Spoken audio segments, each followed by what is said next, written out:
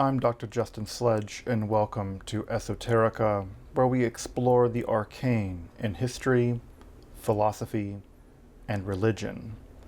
One of the most difficult aspects in starting to study Jewish mysticism and Kabbalah is getting a handle on just how those ideas developed over time. It's tempting to think that, for instance, Kabbalah has just always existed in the form that we have it, or that Kabbalah is just one thing at all. Of course, neither of these positions is really tenable. Such notions developed greatly through the ages and are still developing, and there are now and there have always been numerous mutually exclusive schools of Jewish mysticism and Kabbalah. This class is meant to serve as an introduction to Jewish mysticism and Kabbalah from the point of view of its incredibly complex development from the prophets of ancient Israel unto the rise of modern Hasidism in the 18th century. Of course, this series isn't meant to be exhaustive by any means, but only should serve as a springboard for deeper study and reflection, and hopefully it will also enable you to situate developments in Jewish mysticism and Kabbalah in their historical and cultural context, and hopefully embolden you to dive into the primary texts, which are admittedly as sublime as they are obscure. Let me express my gratitude to Congregation Techia for allowing me to use these lectures to reach a larger audience here on Esoterica. If you want, you can find the entire series under the playlist Entering the Garden, an Introduction to Jewish Mysticism and Kabbalah. I'll be uploading them over the next few weeks, or if you find these episodes after autumn of 2021 and you want to watch the entire series, you can find them in that playlist. If you find this series on Kabbalah interesting, I'd hope you check out my other content on topics in esotericism, and perhaps consider supporting the production of free academic and scholarly topics in occultism, hermetic philosophy by joining my Patreon or perhaps with a one-time donation. You can find those links below, and I really appreciate your consideration. Now, let's enter the garden of Jewish mysticism and Kabbalah. All right, folks, welcome back to more Shabbatites v excitement. We're really going to get into some of the more technical stuff around Shabbatites v, and we're going to talk about how what was at some level a very fringe movement became a dominant movement in the Jewish world in the middle of the 16th, 17th century, and eventually how you would think that the death of Shabbatai and the death of his prophet Nathan of Gaza would have spelled the end for the entire movement, but as you probably know, dying is not really an impediment for messiahs. Messiahs die all the time, and their believers keep on believing in them as if nothing happened, whether it's Jesus of Nazareth or Menachem Mendel Schneerson of blessed memory. People continue to believe in their messiahs. Death is just a speed bump on the way to eternity. And so we'll turn to that and how the Shabbatian movement continued after Shabbatai's death, and how it thrived all the way probably at least into the 1880s, and maybe even later than that, especially in Turkey, although we don't know what its status is these days in Turkey. So what is the recap for tonight? Well, the recap is there was a guy in the 17th century that believed he was the Messiah, and so did half the world's Jews. That's the recap. There was a guy, Shabbatai Tzvi, who was declared a Messiah by a relatively minor Kabbalist and healer in Gaza, Nathan of Gaza, Nosan Gazati, and he was declared Messiah in 1665, although he had messianic pretensions as early as 1648. And between 1665 and 1666, half of the world's Jews seemed to have accepted his messianic claims. And this is evidenced by the most classic example of the evidence for this is the prayer books that get printed, the prayer books that have pictures of Shabbatai Tzvi in them, the prayer books that have prayers for Shabbatai Tzvi, the letters that come over and over again from major rabbinical figures all over the Jewish world that affirm belief in Shabbatai Tzvi as the Messiah. And we talked a bit last time about the life of Shabbatai Tzvi, the sort of the ups and downs of his life, of Nathan of Gaza and things like this. So we talked a bit about the life and times of Shabbatai Tzvi, but what we didn't get into last time is exactly how he's supposed to be the Messiah. How does that work exactly, right? So what exactly does it mean to say that Shabbatai Tzvi was the Messiah? And how this dovetails in a really important way as a part of our discussions here on Kabbalah is that one can only understand the messianic claims of Shabbatai Tzvi, or of Nathan of Gaza, by understanding how that was justified. And that was justified by Kabbalah, basically. It was justified, it was underwritten by the Kabbalah. The Kabbalah enabled Nathan of Gaza and at some level Shabbatai Tzvi to develop this messianic story that allowed Shabbatai Tzvi to claim that he was the Messiah, and for Nathan of Gaza to greatly popularize his messianic claims. Now, there's a couple of things to know that are important about Shabbatai Tzvi and Nathan of Gaza, his prophet, and how they're quite different in terms of their relationship to Kabbalah. The first thing that's really important to know is that they don't really have the same education. Shabbatai Tzvi is kind of a yeshiva dropout. He's very talented. He's very smart. And of course, he's very charismatic, more charismatic than anything else, I suspect. But Shabbatai Tzvi doesn't have a very strong grasp on Kabbalah. He certainly knows the Zohar very well. We know that. He's been studying the Zohar since he was a teenager. So he has a very strong grasp on the Zohar. But the developments in the Kodoveran system of Kabbalah, the developments in the world of Sfat, the world of Lurianic Kabbalah, there's actually very little evidence that Shabbatai Tzvi had a grasp of those developments. He doesn't seem to understand or appreciate or have had education in the very complex world of Lurianic Kabbalah. So we have just a difference in education level when it comes to Kabbalah and Shabbatai Tzvi and Nathan of Gaza. Now, Nathan of Gaza, which is really important to know about Nathan of Gaza, is he is hyper aware of the developments in the Lurianic Kabbalah. And I mean hyper aware. He is so well educated that if you read some of his Kabbalistic works, which are among the most technical Kabbalistic texts written at the time, he knows very subtle differences between different schools of Kabbalah.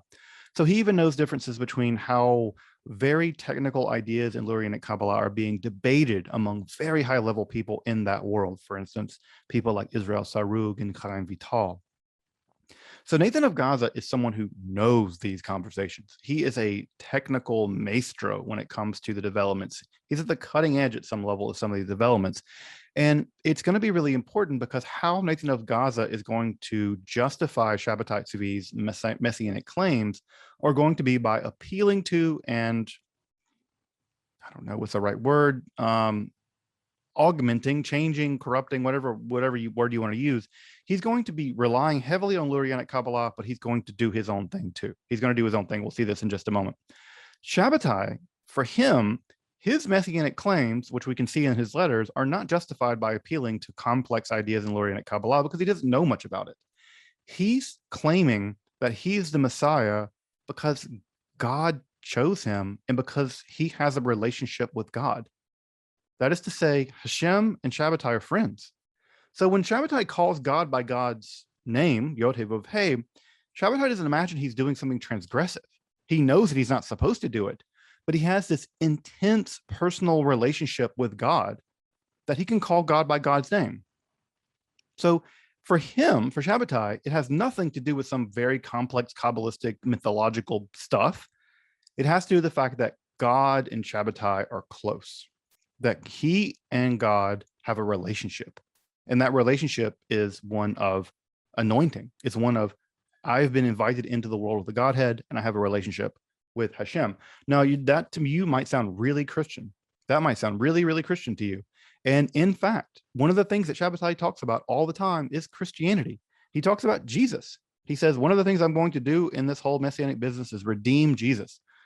He's very influenced at some level by Christianity. And part of what I think makes the Jewish world very uncomfortable with Shabbatai is not his transgressive behavior. His transgressive behavior gets really overplayed for reasons we'll talk about later, but it's not his transgressive behavior, it's his syncretism, that he's okay with the idea of incorporating Christian elements, with incorporating secular elements, with incorporating Islamic elements. That's what worries the Jewish establishment. It's his syncretism that makes them really angry. Of course, he does these transgressive things and that pisses them off too. But really, it's the syncretism that really gets them. And I think that's something that's come forward new in the scholarship. And we were just talking about this before the recording started, is that part of what's going on now in the scholarship is we're now beginning to realize that Shabbatai Tzvi was much more at the helm of understanding what was going on than the previous generation of scholarship, mostly Gershom Scholem, thought.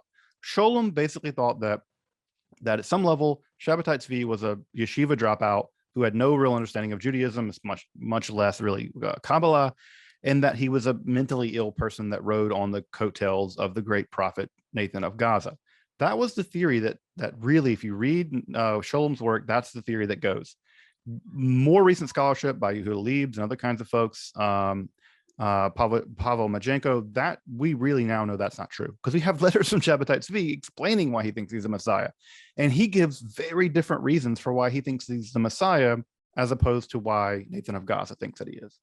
So we're getting a much more complicated vision of who Shabbatai Tzvi was, his theology, his ideas of his own messiahhood. We're getting those ideas, and this shows you that the scholarship is continuing to evolve.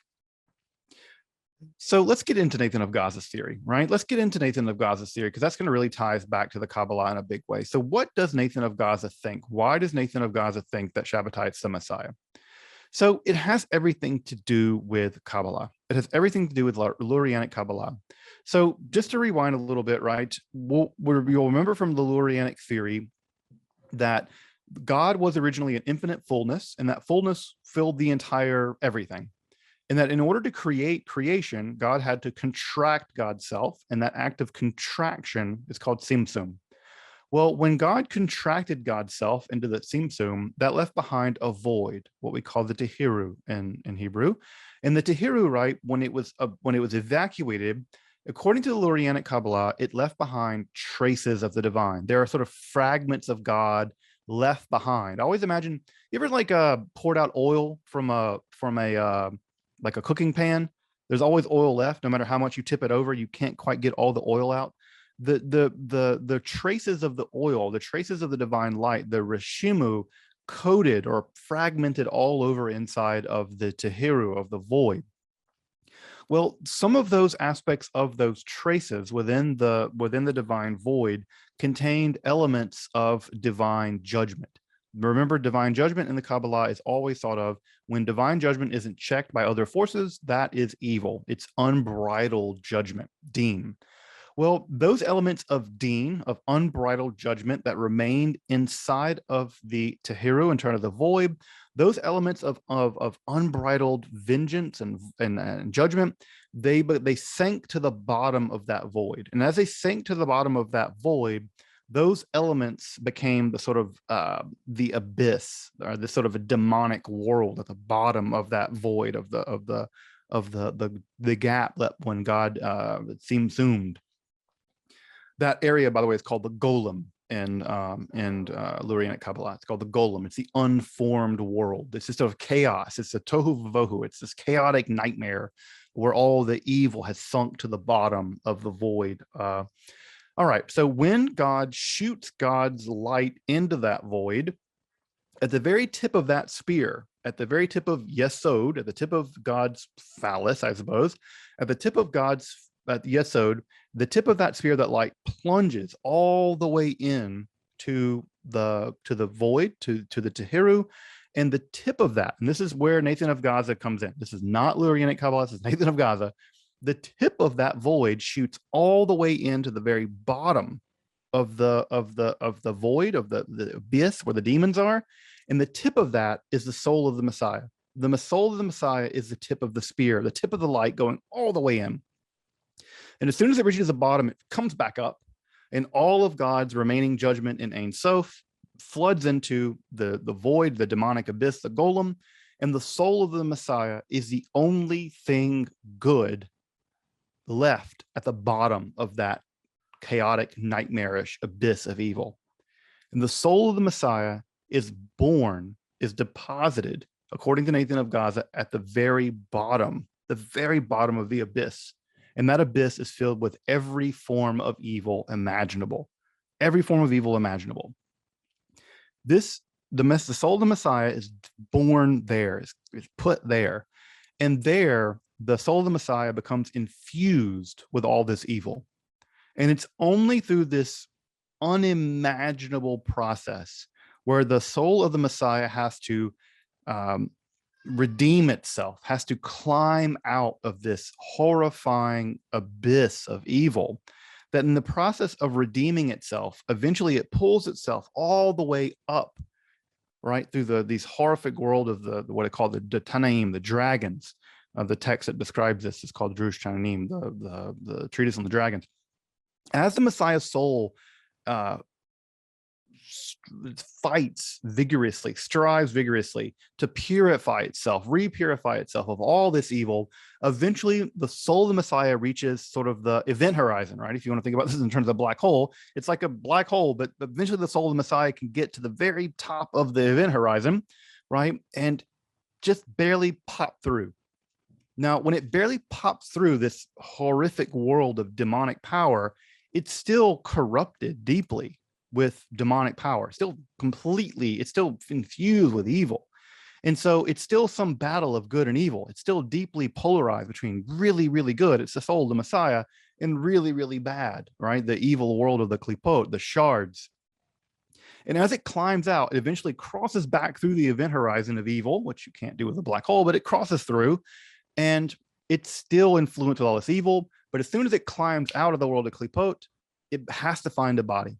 And when it finds a body, the soul root that finds a body, whose body did it find? It found the body, according to Nathan of Gaza, of poor Shabbatai Tzvi. And folks, that explains Shabbatai Tzvi. That explains these, according to Nathan of Gaza, these illuminations and these darkness periods, his sort of manic behavior and manic depression. It explains why he can be completely righteous and in love with God, and yet do these transgressive things where he says that the 17th of Tammuz or whatever is a feast day rather than a fast. And it's exactly Shabbatai's manic depressive psychology and manic depressive religiosity that for Nathan of Gaza is actually proof of his messianicness. Because inside of Shabbatai is the struggle of the messianic soul against the world of evil. And for Nathan of Gaza, this entire process is the final act of history. Once Shabbatai is purified of all of this evil, then everything will be redeemed. He is embodying, according to Nathan of Gaza, he embodies this final titanic struggle of good and evil. Now, what did the apostasy mean? Right? Because again, Nathan of Gaza is formulating this idea in 1665. Nathan of Shabbatai apostatizes in 1666. Well, we have two completely different theories about what's going on here. We have Nathan's theory. Nathan's theory is that Shabbatai is plunging himself into the world of evil, that is to say, Gentile religion. Nathan of Gaza has nothing good to say about the Gentiles. He's plunging himself into the world of evil in order to basically undermine it. That is to say, he's destroying it from the inside. Nathan of Gaza's theology is always the idea that Shabbatai is plunging himself into this to destroy it.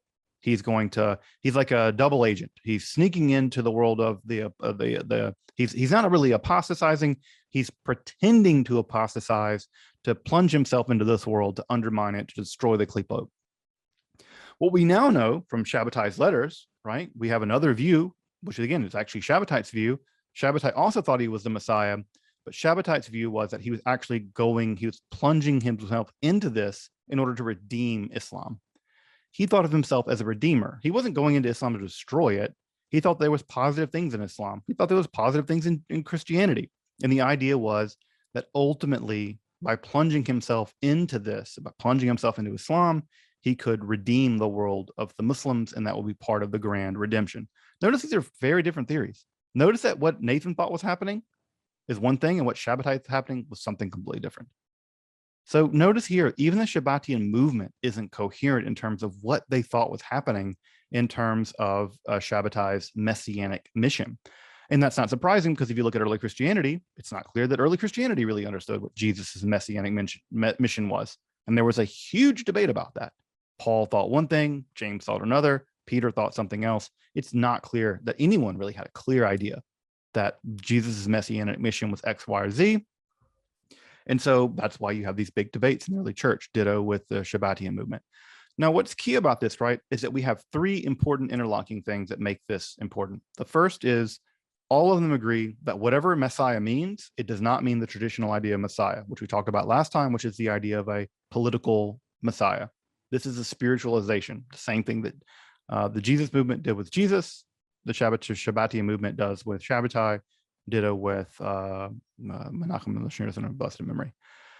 Further, we have this quasi-Lurianic justification for Shabbatai's claims. Now, what's important to note about these sort of quasi-messianic justifications for Shabbatai's messianic claims is that they're going to be the ones that largely stick. Now, it's a case that some Shabbatians did have some letters of Shabbatai, but largely what's going to stick is going to be the Lurianic, quasi-Lurianic read. I say quasi-Lurianic because a lot of this is not Luria. This is Nathan of Gaza sort of riffing on Luria.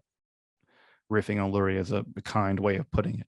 But yeah, riffing on Luria. And third, this is all part of a larger apocalyptic agenda, as we mentioned last time. Again, I cannot emphasize this enough. The 17th century, the mid-17th century, was an age of hyper-apocalypticism. I mean, you folks who remember the 1990s, remember the 1990s and how apocalyptic that was. You have the Branch Davidians, you have Y2K, you have all this stuff, you have Heaven's Gate. It was a very apocalyptic time. We'll take that and turn it up to 50. And that gives you some sense of how crazily apocalyptic the 17th century was.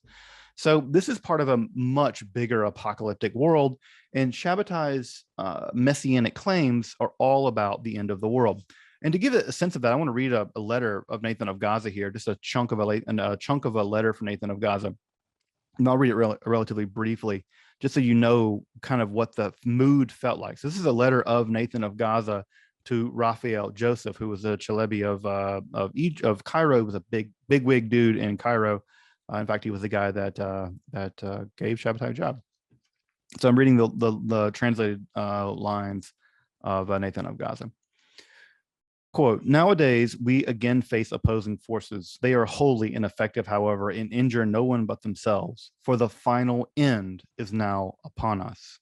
Again, the apocalyptic level, the final end is now upon us. This being so, Nathan writes, you must not wonder why, by what special merit our generation has come to deserve it. In addition, there are these dreadful agonies, inconceivable and limitless, that Rabbi Shabbatai Tzvi has suffered on behalf of the Jewish nation. Consequently, he has full power to do with this nation whatever he pleases, to justify or, chas v'shalom, condemn them. He may justify the most depraved sinner in existence, even someone like Jesus, or condemn anyone who doubts him, even he be the most pious person alive, to unspeakable torments. You must treat the following principle as absolutely certain. The Jewish people cannot attain to life other than by believing these things without any sign or miracle. All this is God's purpose enacted in this generation, worthy to see the beginnings of the redemption, You must have no concern whatever for those who do not believe, even if they be your close personal friends. And then after that, what ends up happening is that Shabbatai describes the outline of what Nathan of Gaza thinks is going to be roughly a 100-year period in which all this is going to go down. And you get a sort of timeline about how thing's going to go down, how Shabbatai is going to go, and all kinds of stuff. It's very, very bizarre. But at any rate, that gives you some sense of the fervor that Nathan of Gaza puts onto all this. Now, as we mentioned, Shabbatai died, and so did Nathan of Gaza. In fact, after Shabbatai died, Nathan of Gaza kind of redoubles his efforts, and he argues basically that Shabbatai's death is a kind of illusion, that Shabbatai is not dead, he's just hidden. Right? That was an idea to be found also in Shia and Ismaili Islam, that he was occulted, and at some point very, very soon, he would reveal himself again in his full glory. Again, are they leaning on Christianity at some level here? It sounds like it. It sounds very Christian, that he's just hidden. So this is a kind of, it's kind of Shia, kind of Ismaili, kind of Christian move, that Shabbatai is not dead, he's just hidden. Now, what ends up happening in all of this, right, is that there is something of a combination that's already happened in Shabbatai's life, toward the end of his life, where some Sufi ideas have begun to enter the inner circle of Shabbatai's theology. And those Sufi Islamic ideas began to form a kind of synthetic theology. And that synthetic theology allows for the idea that, again, Shabbatai might be occluded, he's actually not dead. And what we have is over and over again these predictions that Shabbatai will appear on this year and this year and this year, and of course he never does. And eventually Nathan of Gaza, well, he dies. Nathan of Gaza dies, and as soon as Nathan of Gaza dies, the movement immediately begins to fracture. Because of course, when you have Nathan of Gaza, who's probably one of the more talented Kabbalists of his day, unable to basically continue to steer the movement via his theoretical Kabbalah, the movement begins to fall apart. And the first person to really pick up the reins of this movement would be Abraham Cardozo, himself a very strong believer in Shabbatai. He would travel all around the Eastern Mediterranean basin, but also through Europe. He would be proclaiming the gospel, so to speak, of Shabbatai Tzvi, and he was murdered in 1706. So he was a huge promulgator of Shabbatian doctrine until he was killed. Now, the other side of this is that once Shabbatai died, the women in the movement really take up the reins. And again, is this surprising? No. Think about Jesus. The moment that Jesus died, who were the only people there at the grave? It was the women, right? We have the Marys, right? We have the women there. The men all scatter. And so women in a big way hold the reins of the movement very early on. And in fact, there's some really great studies about Shabbatian women prophets and how the Shabbatian women prophets really both made the movement work, but also propelled the movement after Shabbatai had died. Now, you'll remember that Shabbatai remarried after his first wife died, and his second wife, Aisha, or Yocheved, she went by both names. Actually, Aisha, or Yocheved, declared that her younger brother, Yaakov Corrido, was in fact the reincarnation of Shabbatai Tzvi. So what we have, again, is the use of Lurianic Kabbalah, the idea of soul roots, and Gilgul HaNeshemot, the idea of reincarnation, being marshaled to show that there is a continuity of Shabbatai Tzvi's soul. He's not dead.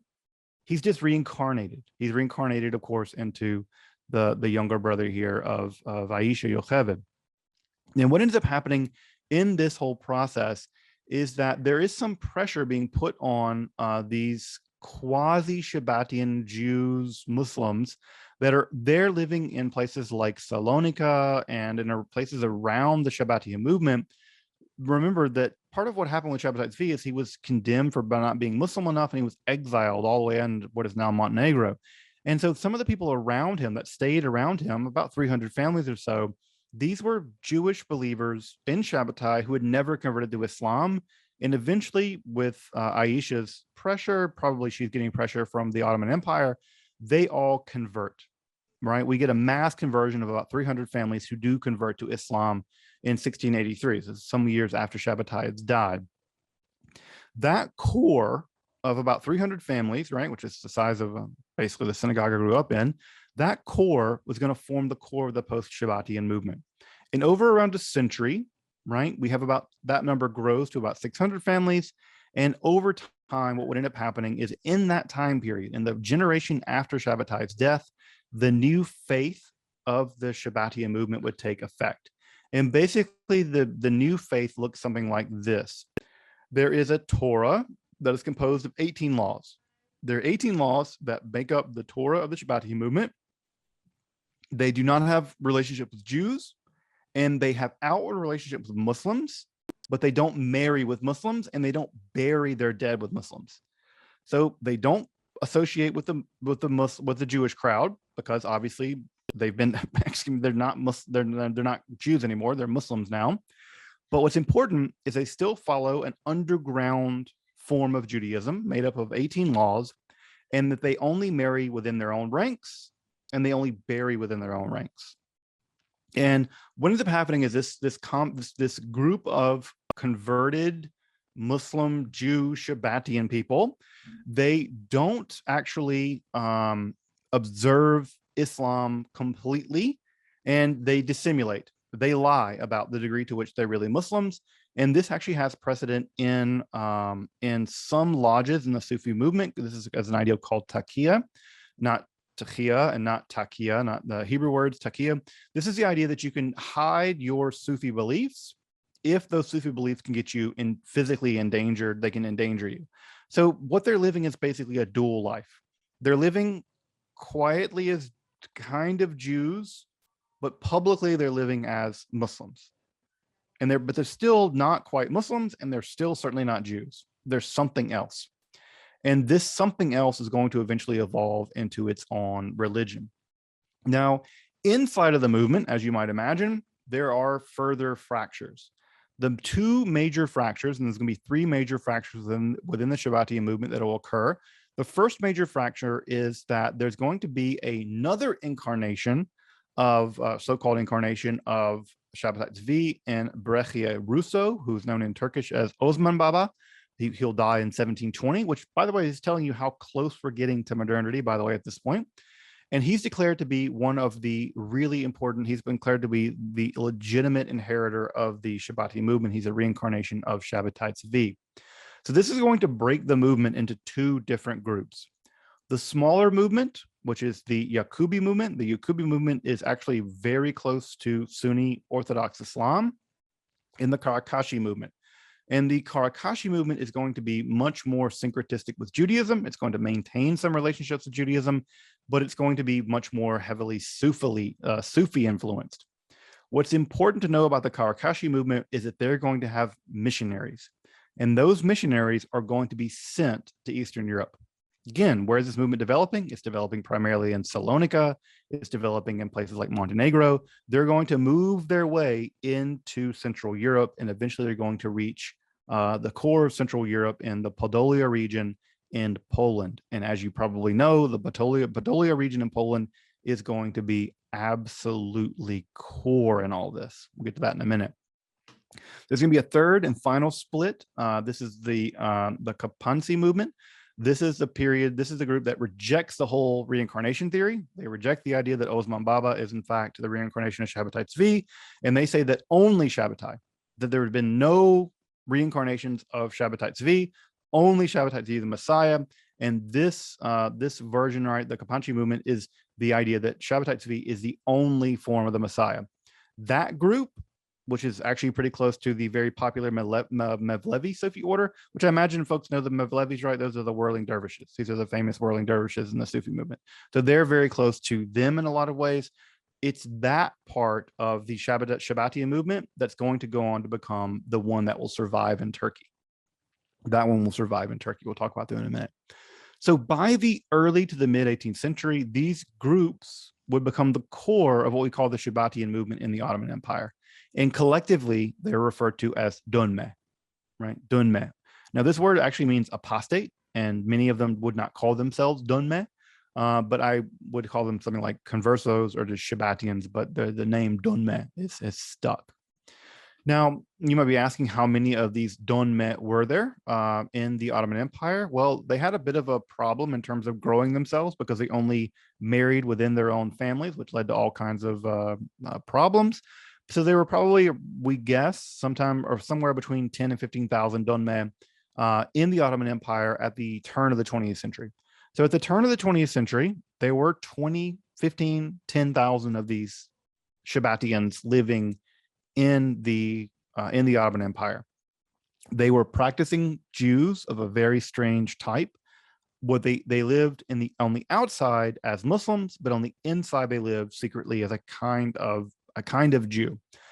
And they were kind of accepted. Everyone knew, I think, that they weren't completely Muslims, and everyone kind of knew that they weren't really Jews. They kind of did their own thing. They buried their own dead in their own graveyards. They only married each other. They lived in the same part of Salonika and eventually Istanbul. They were their own thing. And everyone at some level knew this. Now, what's important about the Dönme is that there are two things that really core that are known about them, is that they became very, very, very well educated and very, very wealthy. This is often true for very tight communities, right? That is to say, they became skilled craftsmen, they became skilled tradesmen, and they kept their money indoors, and they become actually quite educated and actually quite wealthy. And they were some of the earliest Turks to turn toward the West in the process of sort of modernization.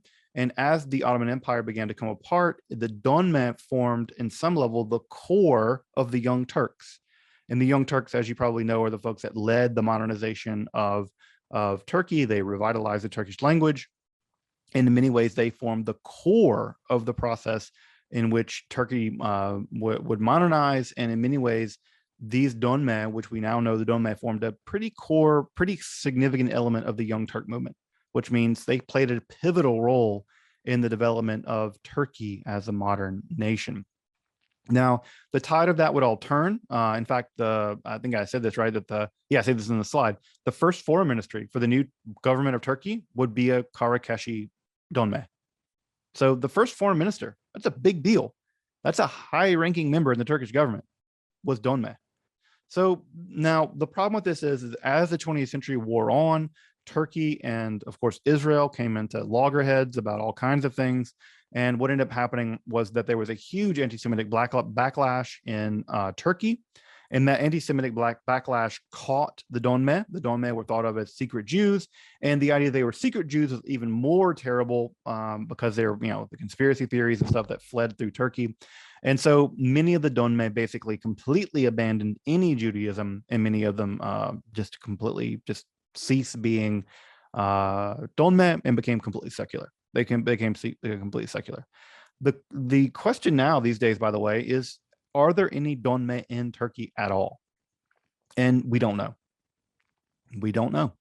I think I mentioned this last time in my last lecture on the Shabbatians. I had a student in a class I taught on Shabbat V. She came from a Donme family, and she said that in Turkey that she would ask other people, and they would say, "Yeah, I come from a family of Karkeshi people, or I come from a family of Capuncy people, but no, I'm just a secular person. My father was secular. My grandfather may have visited, whatever, a tomb of someone, but no, there are no practicing Donme left in Turkey." The problem with this, of course, is we don't know, because part of what the Donme do is they don't tell anyone they practice this. They practice this idea of takia, which means that they don't make it public that they are, in fact, Shabbatians. So are there Shabbatians left in Turkey? Maybe. Probably not. They're probably extinct.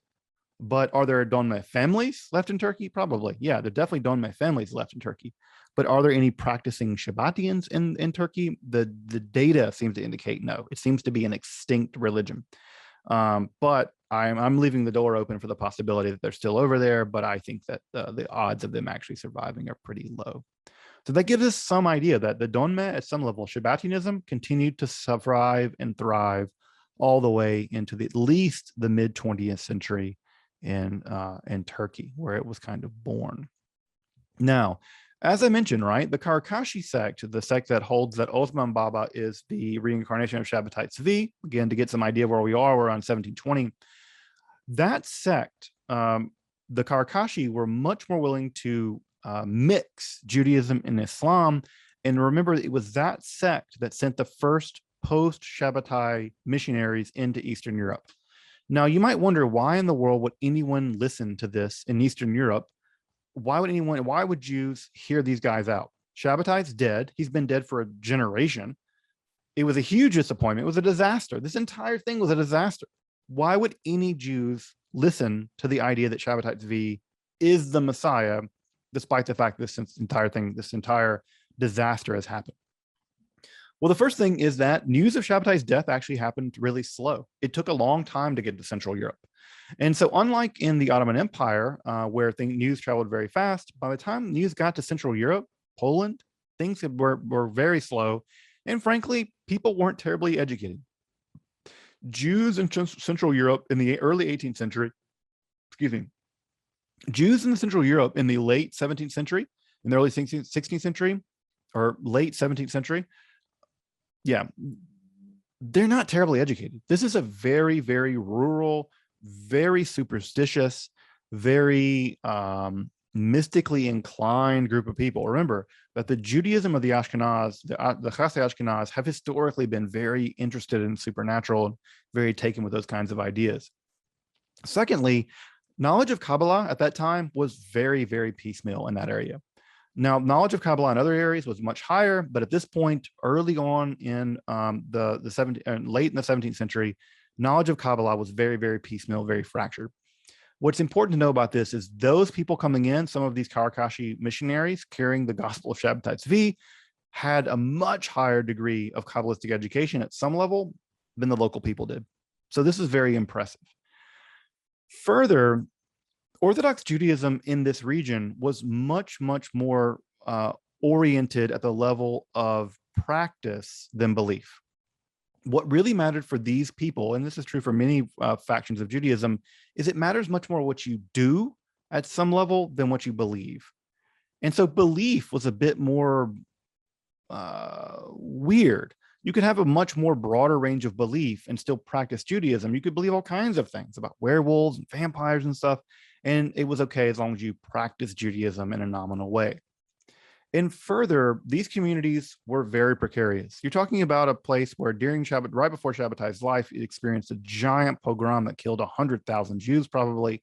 And this entire area was subject to constant problems with the local population, where there are constant pogroms. And so there's also just a level of instability and fear and messianic claims in environments like that, where there is a kind of precarious existence, are much more, they become much more tenable. It's much more easy to convince poor, uneducated people who live a precarious existence of the existence of a Messiah that will save them, as opposed to other people. And again, that's true. We can see that playing itself out lots of times in history.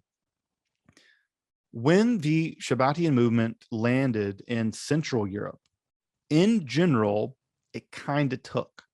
And it's always going to kind of take in Central Europe. And we'll talk more about that in a minute. Now, what's important to know about this is what ends up happening in the aftermath of Shabbatai Tzvi's apostasy in 1666 is that most people deconverted. They rejected his messiahship, like what typically happens in the Jewish world. Someone gets to be the Messiah, they don't follow the rules, and we reject them. Well, what ends up happening is that typically the rabbis that were almost always the anti-Shabbatai people were the Messiah, or were the rabbis of the local region, like Manasseh ben Israel, for instance, in Amsterdam. And Manasseh ben Israel, who was an anti-Shabbatian the entire time, once the fervor of the Messianic movement ended, Manasseh ben Israel is basically able to rein his flock in and kind of shepherd them in the aftermath of this disaster. So in many ways, Amsterdam is really typical, because Amsterdam was hotly Messianic, very Messianic, maybe one of the largest Messianic centers in the world. And then after the 1666 apostasy, people were really disappointed, and Manasseh ben Israel, the rabbi of the community there, was able to basically shepherd them through the disaster. What ends up happening, however, in Central Europe is that some of the rabbis that were converted and some of the rabbis affected or influenced by these missionaries, some of these learned rabbis continue to hold their faith in Shabbatai in private, while in public denying it and remaining Orthodox. So we have people that are secretly maintaining some kind of Shabbatian ideas, and yet at the same time, publicly, they are not holding on to them in public. We call these people crypto-Shabbatians. And what ends up happening is that as Kabbalistic ideas begin to make their way into Central Europe in the aftermath of Shabbatai, you can sort of imagine Shabbatai as the wave that reaches in, and that when Shabbatai brings the Messiah claims of Shabbatai bring this wave into Central Europe, what gets left behind after he leaves, after he sort of washes out, his Messianic claims wash out, what gets left behind is the Kabbalah. So he brings in the Kabbalah, and then he comes out because he apostated or whatever, and what's left behind is the Kabbalah. And so as he leaves behind, as the movement leaves behind these Kabbalistic traces, the rabbis who are left behind with the belief in Shabbatai Tzvi as the Messiah continue to believe in Shabbatianism as a Messianic movement, all the while still holding on to many of these Kabbalistic ideas. And it's the Kabbalistic ideas that still continue to convince them that he is in fact the Messiah, that maybe he is occulted, maybe he is actually just diving himself into the deep recesses of the Klipot, and that he will eventually redeem them somehow, right? This is all part of the plan. And what ends up happening is that very early Kabbalah in Central Europe is always at some level tinged with the Shabbatian element. all of Kabbalah in Central Europe in the early 18th century, late 17th century is going to be tinged with Shabbatian elements. And what we have are a lot of crypto Shabbatian works, right? Chemdat Yamim, Shevet Musar. We have other kinds of movements, other kinds of texts that are incredibly influential. We'll talk about that influence in just a minute. And this ultimately erupts in the Emden-Eibeschutz controversy. And the Emden-Eibeschutz controversy is a situation where two very, very, very prominent rabbis, one of them, Eibeschutz, is declared to be a Shabbatian. He's declared to be a crypto-Shabbatian. And he denies it. He says, no, I'm not. No, I'm not. No, I'm not. And this debate, by the way, was not settled in their lifetime. Both Emden and Eibeschutz eventually died. And for a long time, people believed that Emden's critique of Eibeschutz was that he was not really a Shabbatian. Now we know that he probably was. He probably was. We actually have good reason to believe now that he was in fact a Shabbatian, crypto Shabbatian. In fact, to this day, it's not even clear who was and who wasn't. We still don't know who was a Shabbatian and who wasn't at this time period. And this is not good. This would be a minor issue if it weren't for the emergence of the most important Jewish movement in basically the modern period. And that movement, of course, is Hasidism. And so in many ways, the disdain between the Shabbatians and the anti-Shabbatians, the crypto-Shabbatians and their condemners, is also going to track to the rise of Hasidism and the Misnagdim, the people that condemn them, the opponents of the Misnagdim that in the century that comes later. Now, I'm going to make some really controversial statements that will make people who are very amenable to Hasidism maybe a little upset, but the data is now showing, the evidence is now showing that early Hasidism and Shabbatianism, there is a relationship there. It's obscure and it's difficult, but there are so many overlapping elements of both early Hasidism and European Shabbatianism that it's, I think, undeniable that at some level, the movement, the Hasidic movement, at some level is at least influenced by Shabbatianism. I don't want to say an outgrowth of Shabbatianism. I don't think that's true, but the idea that they're completely distinct, I think, is no longer holdable by the Hasidic movement. They would deny it, but I think it's there. So why do I think that? Well, it's, for instance, things like the role of the tzaddik or the rebbe, the idea that they are sort of intermediary, a kind of quasi messiah, as they act as sort of a intermediary between them and God. The rebbe is often sometimes thought of as engaging in transgression for the sake of heaven. This idea that they suffer on behalf of the community, for the community.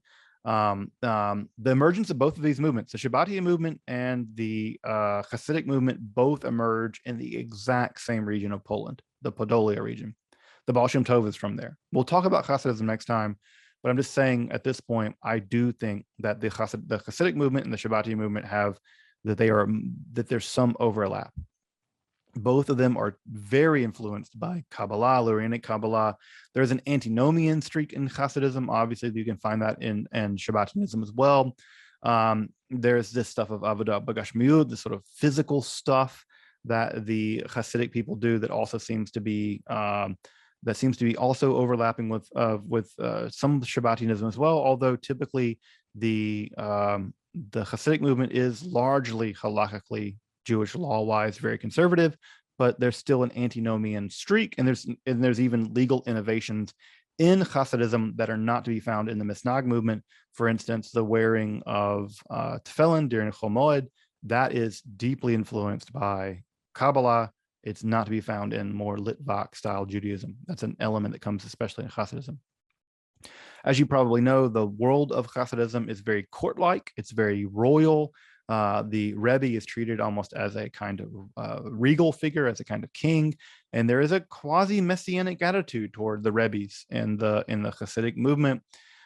We know that Shabbatian text played a huge role in early Hasidism, especially Chemdat Yamim, and in many ways, the Misnag movement, the Litvak movement, the movement that was very critical of Hasidism, saw in many ways Hasidism as a extension of the Shabbatian movement. And early on, when the Vilna Gaon really goes after the early Chassids, he really claims that they, under the hood of it all, is Shabbatianism, that they actually are Shabbatians. Now, I think that in general, does the Vilna Gaon overplay his cards? Maybe he does overplay his cards, but is he completely off base? I don't think so. I think the Vilna Gaon's not crazy, and he's not a fool. I think he's not just being polemical or saying political. I don't think he's just writing these people off. I think there's actually a relatively strong argument to be made that there is a strong influence of the Shabbatian movement, the crypto-Shabbatian movement in Central Europe, especially in the Podolia region, on early Hasidism. But we'll get to Hasidism next week. Now, in Podolia, the region I just mentioned in Poland, this movement continues to change and it continues to mutate, and it will mutate into perhaps its most absolutely bizarre form under the leadership of Jacob Frank. Jacob Frank was born into a Shabbatian family. He left Podolia to move to the Ottoman Empire. He joined up with the Karakashi sect. In fact, Osman Baba was a witness at his wedding in 1752. 1752, folks, we're in 1752, FYI. Like, this is 25 years or so until, the American Revolution. So he moved back to Podolia, and he begins to practice a kind of pretty serious quasi-transgressive form of Judaism. And we have what is called the Landskram affair, where it seems like in a synagogue, he may have had a naked woman who was, he thought, the embodiment of the Torah, and they were doing some kind of sex stuff in the synagogue, dancing around this naked woman who was thought to be the embodiment of the Torah. And in 1751, him and his followers were excommunicated by the local rabbis. Now, there is an idea that gets attached to Frankism and Shabbatianism, which is called mitzvah ha'avera. This is sometimes translated as redemption through sin, but this is a complete misreading of what's going on in Shabbatianism. In fact, almost everybody who totes this idea, I think, is just misguided. This idea of redemption through sin, that you have to commit sins to become redeemed, this idea of mitzvah ha'avera, this idea never occurs in, to my knowledge, any Shabbatian writing. It gets hoisted onto the Shabbatians over and over and over again that what they're doing is engaging in antinomian behavior. They're engaging in violations of the Jewish law in order to hasten redemption, in order to plunge themselves into the klipot and redeem the klipot, in order to somehow redeem sin through, or redeem themselves through sin. There's just virtually no evidence that this is what they were practicing. Shabbatai Tzvi never makes that argument. Neither does Nathan of Gaza. This term, mitzvah ha'avera, which is an idea actually found in the Talmud, it has to do with can you do mitzvah with a forbidden object? So the classic example is, can you wave a stolen lulav and esrog? And the rabbis say no, right? You can't commit a mitzvah by breaking another mitzvah. And so even the idea of this is just ridiculous. And unfortunately, it's gotten promulgated by a bunch of anti-Semites and stuff who have these vast conspiracy theories that somehow all of modern Jews, or all kinds of people, George Soros or whatever, that these people are somehow part of this Frankist lineage of the Rothschilds and all this stuff. And that they're really secret Frankists, and they're engaged in horrifying sins. And the more sin they do, they can redeem themselves. And so this entire anti-Semitic conspiracy theory is rooted in the idea of the Frankists and the Shabbatians practicing this idea of mitzvah ha'avera. But the truth of the matter is, they never did this, and that was not what they were up to. And I would just say that anyone who wants to believe in this, just show me in the Shabbatian literature where this idea is put forward. And I don't know that it ever is. I can't define that's a single thing. What Frank does argue is that what's happening is that he is inaugurating a new Torah. That the new Torah that he is inaugurating is a replacement, right? So you have the Torah Beriah, right? And he's inventing a new Torah. He's conjuring into being a new Torah, the Torah Atzilut, the Torah of this world. And that new Torah is going to inaugurate a new religion that he calls Da'at, knowledge. Da'as is how you would say it in Ashkenazi Hebrew. But this idea, he's bringing a new form of the Torah into the world. And that new form of the Torah is going to be this thing that he calls a new religion called Da'at, or Das. Now, after we'll go through this relatively quickly. What ends up happening is that Frank and his followers are arrested, and they flee to Istanbul. They convert to Islam, like many Frankists or many Shabbatians at the time. And what they end up doing is sort of making a deal with the devil. And by the devil, I mean here Catholic bishops. And what they end up doing is they argue that they represent a camp of Jews who are influenced by the Zohar, who reject the Talmud, and that the other camp, the anti-Shabbatians, the anti-Frankists, accept the Talmud but reject the Zohar. Now, of course, the Jews accepted both, and the Shabbatians are trying to parlay with the Catholic Church, basically, so that the local Jewish population can't basically condemn them.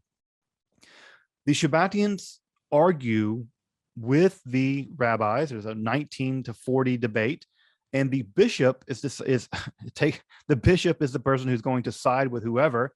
And the bishop obviously sides with the Shabbatians and against the Talmudists, and the Talmud is condemned, and there are dozens of copies of the Talmud burned in Poland. Now, what ends up happening, again, history is always funny. The bishop that sided with the Shabbatians in Poland in 1757, he dies, and a new bishop emerges who is no longer a friend of the Shabbatians.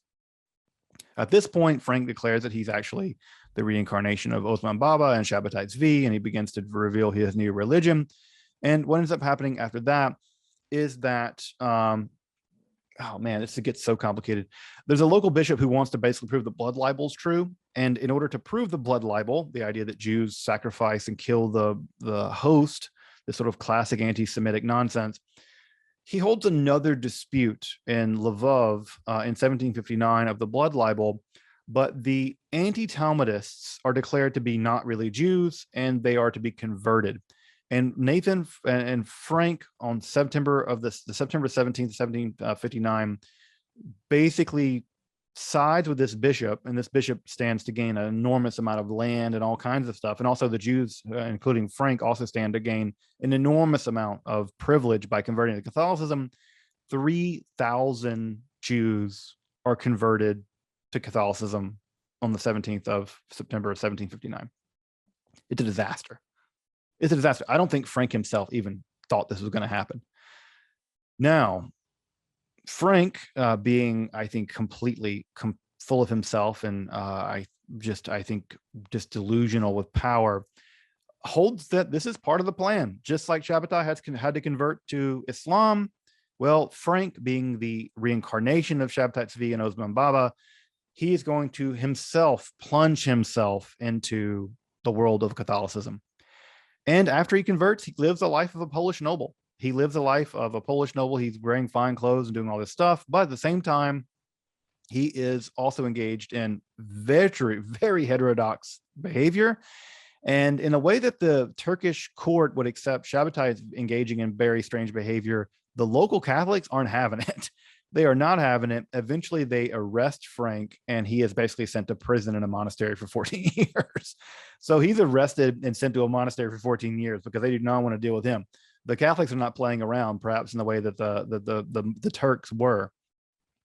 In 1772, Russian forces invade Poland, and they release him. They actually release him from this monastery where he's being kept. And he kind of cozies up to members of the Holy Roman Empire. He gets comfortable with Joseph II. He meets Paul I, the future Tsar of Russia. And it's in that time period that he writes his principal Frankist Shabbatian work, a text called The Collection of the Words of the Lord, which is published in English now. What ends up happening is that he gets into kerfuffle with Joseph II, the emperor of the Holy Roman Empire. He's expelled from the court, and he ends up settling, and eventually he dies of a stroke in 1791. 1791, right? We're like in the middle of the French Revolution at this point, right? 1789, we're just not far out from the Terror. At that point, at about 1791, his daughter Ava takes control of the movement. Again, it's women who rescue this movement. There are about 25,000 Frankists, that is to say Catholics living as crypto Jews in Poland. in the late 18th century.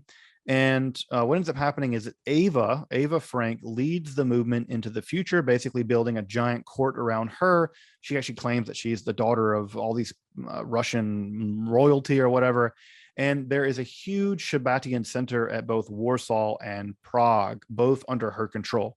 And she lives like a princess, folks. I mean, people, like, the amount of money that she spent to maintain her lifestyle basically bankrupted the movement. And when she died in September of 1816, the movement was so heavily indebted that that it began to collapse under its own weight. I mean, she lived like a monarch in the areas that she lived in.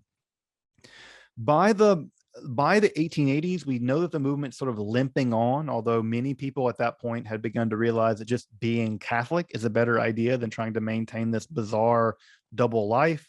And so many people through the 1860s and 70s began to convert and began just to be Catholic. They just continue to be Catholic.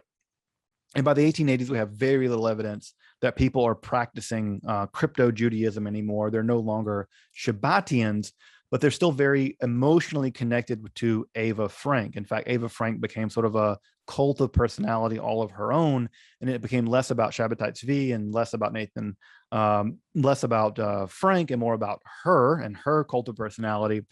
And what we end up having is people basically by the 1880s have largely converted to basic, just regular old Catholicism, although some people deconvert. Some people deconvert and go back to Judaism. So there's a bit of a split there. And to evidence that split, you may know this family. This is a very Catholic family that becomes a pretty famous Catholic person. I'm pretty sure I'm going to pronounce their name wrong, but you probably recognize the Voyla family, right? You probably know who that is. That's the family of John Paul II. That's the family of John Paul II. There is good evidence, good reason to believe that the former Pope, John Paul II, is a descendant of one of the converted Frankist families, right? Now, that's the side that became Catholic. Obviously, John Paul II is pretty Catholic, and he comes probably from one of these Frankist families. On the other side, another group of families that deconvert, that go back to Judaism, and a kind of liberal Judaism, a kind of Turkish style Judaism, like the Young Turks, a very liberal, progressive form of Judaism, is the Brandeis's. And of course, the Brandeis's, as you may know, Louis Brandeis became the first Jewish Supreme Court justice.